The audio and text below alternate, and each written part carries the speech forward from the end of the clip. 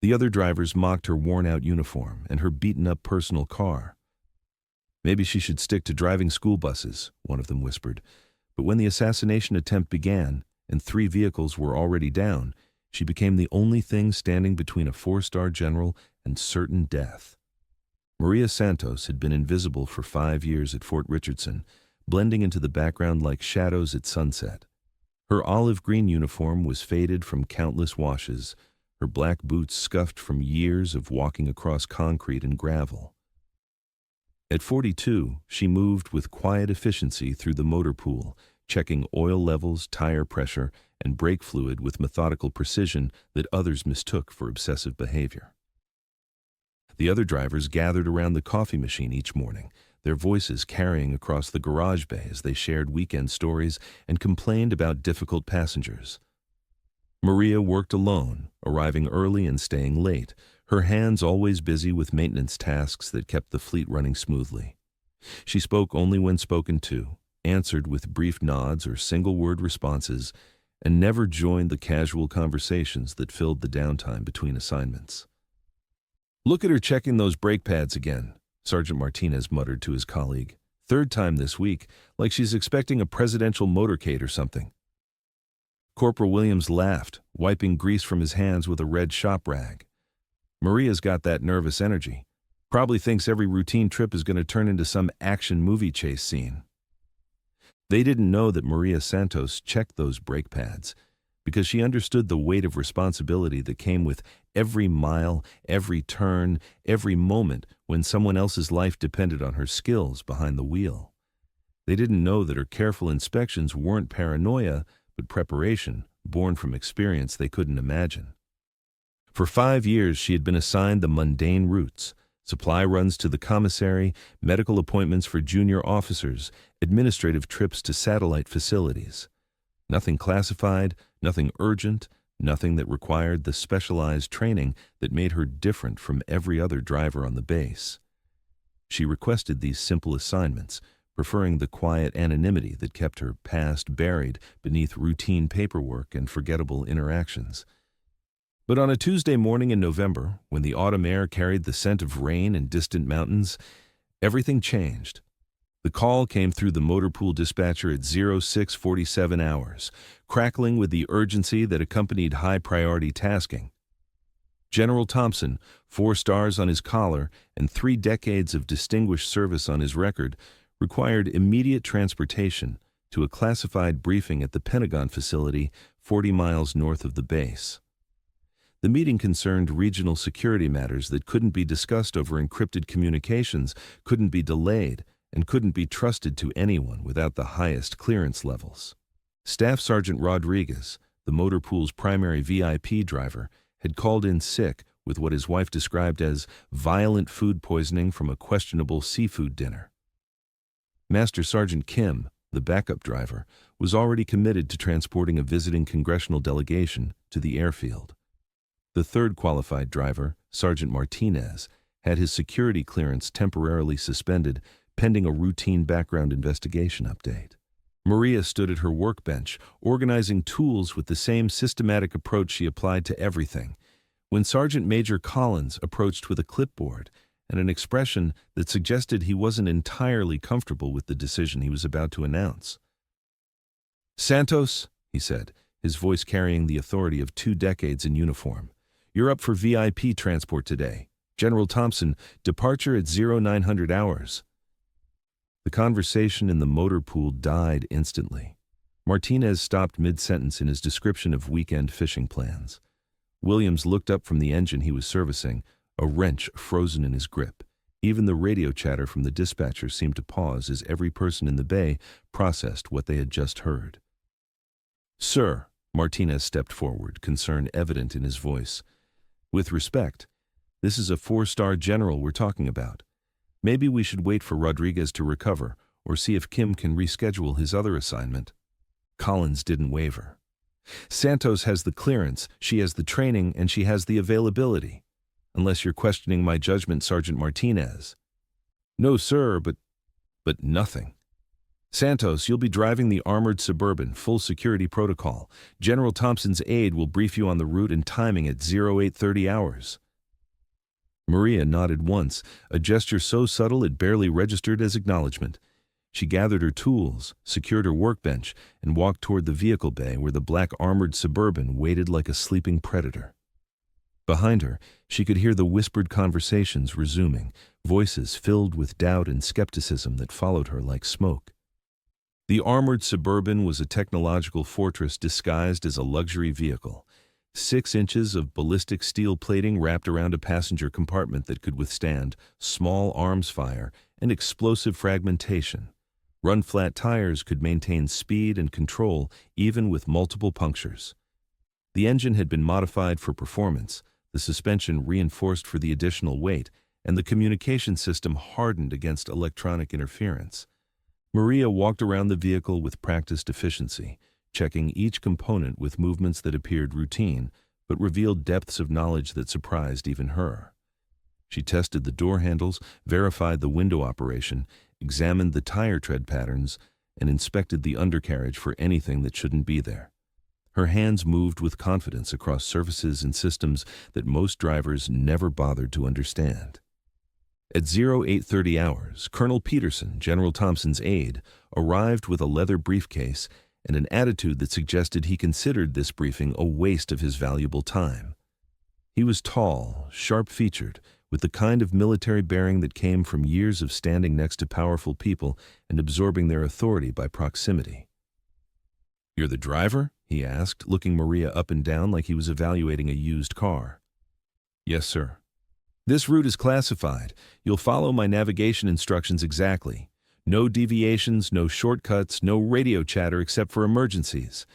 The general does not like conversation during transport unless he initiates it. Is that understood?" "Yes, sir." Peterson handed her a sealed envelope containing route details and emergency protocols. "One more thing, Santos. This isn't a milk run to the commissary. General Thompson's safety is your responsibility for the next 4 hours. I hope you understand what that means." Maria took the envelope without comment, but something in her eyes shifted almost imperceptibly. For just a moment, Colonel Peterson caught a glimpse of something deeper than the quiet compliance he expected from motor pool personnel. Something that made him pause, made him wonder if perhaps he had misjudged the woman standing before him. General Thompson arrived at precisely 0900 hours, his presence filling the motor pool bay like a weather front moving across the landscape. He was shorter than his photographs suggested, but carried himself with the unmistakable authority of someone accustomed to having his orders followed without question. Ribbons and medals covered his chest, telling stories of conflicts and campaigns that most people only read about in history books. He glanced at Maria briefly, his expression neutral but assessing. "You're driving today?" "Yes, sir." "Good. Let's move. I have a schedule to keep." The convoy consisted of 3 vehicles: a lead security car driven by 2 armed agents, the general's armored Suburban with Maria behind the wheel, and a chase vehicle carrying additional security personnel. The route would take them through 40 miles of mixed terrain, urban streets, rural highways, and mountain passes that offered both scenic beauty and tactical challenges. For the first 20 minutes, everything proceeded according to plan. The lead vehicle maintained proper distance and speed. Radio checks occurred at regular intervals, and General Thompson reviewed classified documents in the rear compartment, while Colonel Peterson monitored communications from the front passenger seat. Maria drove with steady concentration, her eyes constantly scanning the road ahead, the mirrors, the surrounding terrain. She noticed things that others might miss. The sedan that had been following them since the base exit, staying 3 cars back, but maintaining consistent distance. The construction zone that wasn't on any of the route briefings, forcing traffic into a single lane through a narrow corridor. The absence of normal civilian traffic on a road that should have been busy during morning commute hours. At 0921 hours, everything changed. The explosion that destroyed the lead vehicle erupted from beneath the asphalt like a volcanic burst, lifting the sedan into the air in a ball of orange flame and black smoke. The shockwave hit Maria's windshield a split second later, spiderwebbing the reinforced glass but not penetrating the passenger compartment. Behind them, she could hear the chase vehicle's driver shouting into his radio, his voice tight with shock and adrenaline. "Contact front! Lead vehicle down! I repeat, lead vehicle down!" Colonel Peterson spun in his seat, his face pale, his hands fumbling for his radio. "What the hell was that? Santos, stop the vehicle immediately!" Maria didn't stop. Instead, she pressed the accelerator, her hands steady on the wheel as the Suburban surged forward through the smoke and debris. Years of buried instincts awakened like muscle memory, and suddenly, she wasn't Maria Santos, the quiet motor pool driver anymore. She was something else entirely. "Santos!" Peterson shouted. "I ordered you to stop!" "Sir?" Maria's voice was calm, controlled, completely different from the hesitant responses she had given all morning. "Stopping in the kill zone will get the general killed. I'm getting us out of here." A second explosion erupted from the right side of the road, closer this time, sending chunks of concrete and steel whistling past the windows. Maria yanked the wheel hard left, sliding the heavy vehicle around debris with precision that defied physics and probability. The Suburban's reinforced suspension compressed and rebounded as she threaded between obstacles that should have been impossible to navigate. In the rear seat, General Thompson braced himself against the door, his documents scattered across the floor, his eyes wide with a mixture of fear and recognition. Who the hell is driving this vehicle? The chase car behind them wasn't as fortunate. Maria caught a glimpse in her mirror as the third explosion caught them directly, flipping the SUV and sending it tumbling across the asphalt in a cascade of sparks and twisted metal. Now they were alone, racing through a gauntlet that had been carefully planned and expertly executed. "Radio for backup!" Maria shouted to Peterson, who was still struggling to process what was happening. "Tell them we're proceeding to alternate extraction point Bravo. They'll know what that means." "How do you know about extraction points?" Peterson demanded, but he was already reaching for his radio. Maria didn't answer. She was too busy calculating angles, distances, and probabilities as automatic weapons fire began raking the road behind them. Muzzle flashes erupted from concealed positions on both sides of the highway, and she could hear the distinctive crack of high-velocity rounds passing overhead. She dropped the Suburban into second gear and punched the accelerator, using the engine's torque to power through a turn that should have sent them sliding into the guardrail. Instead, the vehicle responded like it was connected to her nervous system, every input precise, every movement calculated for maximum effect. "Impossible," General Thompson whispered from the back seat. "That maneuver isn't possible." But Maria Santos was making the impossible look routine. She shifted weight through corners like a racing driver, used the vehicle's armor as a tactical advantage, and anticipated threats before they fully developed. When armed figures appeared on an overpass ahead, she didn't slow down or try to avoid them. Instead, she aimed directly at the support pillar and used the Suburban's momentum to collapse their firing position. Colonel Peterson had managed to establish radio contact with base security, but his voice was shaking as he tried to explain their situation. "This is Eagle 1. We are under attack, lead and chase vehicles destroyed, proceeding to alternate extraction under. He looked at Maria, who was threading the massive vehicle between concrete barriers at 60 miles per hour while return fire sparked off the armored plating. "Under whose authority?" "Tell them Ghost Wheel is active," Maria said without taking her eyes off the road. Peterson's face went white. "Ghost Wheel? That's impossible. Ghost Wheel was retired years ago." "Obviously not," General Thompson said from the back seat, his voice carrying a new tone of respect and understanding. "Santos, who exactly are you?" Maria executed a reverse J-turn that brought them around a burning truck barrier, the Suburban's rear end sliding perfectly into position before she accelerated again. "Someone who used to do this for a living, sir." The pursuit lasted another 15 minutes, but it felt like hours compressed into heartbeats. Maria led them through terrain that most drivers couldn't have navigated at walking speed, using knowledge of roads and routes that wasn't in any manual or briefing packet. She avoided 3 more ambush points, disabled 2 pursuit vehicles using tactics that seemed to come from a different world, and delivered General Thompson to the alternate extraction point without a scratch on him. As military helicopters thundered overhead and security teams established a perimeter, Maria finally allowed herself to breathe. She turned off the engine, set the parking brake, and sat back in the driver's seat like she had just completed a routine trip to the commissary. General Thompson stepped out of the vehicle slowly, his legs unsteady, his face flushed with adrenaline and amazement. He walked around to the driver's door and waited for Maria to emerge. "Maria Santos," he said, and there was something in his voice that hadn't been there at the beginning of the trip. "That's not your real name, is it?" Maria stood at attention, her hands at her sides, her expression calm but tired. "It is now, sir." "But it wasn't always." General Thompson studied her face, recognition dawning like sunrise. "Ghost Wheel. I heard stories about Ghost Wheel, but I thought they were legends. Tactical driving operations that couldn't possibly have happened." Colonel Peterson joined them, his hands still shaking slightly as he tried to process what he had witnessed. "Sir, what's Ghost Wheel?"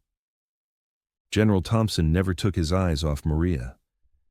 Ghost Wheel was a classified program, deep black. Tactical drivers trained for impossible situations, operating in places where conventional security couldn't function. They were artists, scientists, and warriors all at once, and they were all supposed to be dead. Maria nodded once.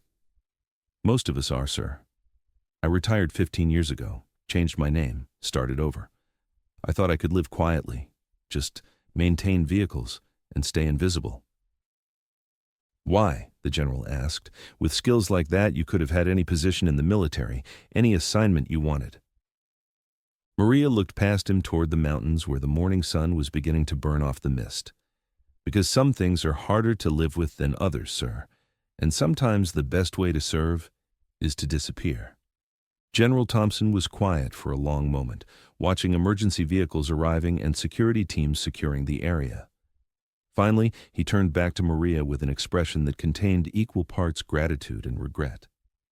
"Santos, I owe you my life, and I owe you an apology for every person who ever doubted your capabilities." "No, sir," Maria replied. "You don't owe me anything. This is what I trained for, what I lived for once upon a time. And now?" Maria looked back at the armored Suburban, its paint scratched and scorched, but its passengers safe. "Now I go back to checking brake pads and changing oil, because that's who I am today." But General Thompson shook his head. "I don't think so. After today, after what you've demonstrated, I think Maria Santos has been hiding long enough." 3 weeks later, Maria Santos received new orders. Not a return to the motor pool, not a promotion within the transportation division, but an assignment to a special operations unit that technically didn't exist. Her uniform was still olive green, but the patches were different. Her responsibilities were classified at levels that required congressional oversight. She accepted the assignment not because she missed the adrenaline or the danger, but because she understood that some skills were too valuable to waste, some talents too rare to keep hidden. She had spent 15 years trying to forget who she used to be, but perhaps it was time to remember why that person had mattered. The motor pool at Fort Richardson received a new driver to replace her. The other drivers gradually stopped talking about the quiet woman who used to check brake pads with obsessive precision. But sometimes, when they heard stories about impossible rescues and legendary tactical operations, one or two of them would remember Maria Santos and wonder if they had ever really known who was working alongside them. Because the most dangerous people in the world aren't always the ones who look dangerous. Sometimes they're the ones who look like everyone else, who blend into the background and ask for nothing except the chance to serve quietly. And sometimes, when everything goes wrong and ordinary people face extraordinary circumstances, those quiet ones step forward and remind the world what true heroism looks like. Maria Santos drove General Thompson to safety that day, not because she was ordered to, but because that's who she had always been underneath the carefully constructed anonymity. A protector, a guardian, a ghost who had never really disappeared, just learned to hide in plain sight until the moment when hiding was no longer an option. The other drivers had mocked her worn-out uniform and her beaten-up personal car, They had whispered jokes about school buses and questioned her dedication to routine maintenance. But when the bullets started flying and death came calling, she became exactly what she had always been, the thin line between safety and catastrophe, between order and chaos, between the people who needed protecting and the forces that would destroy them. And in the end, that made all the difference.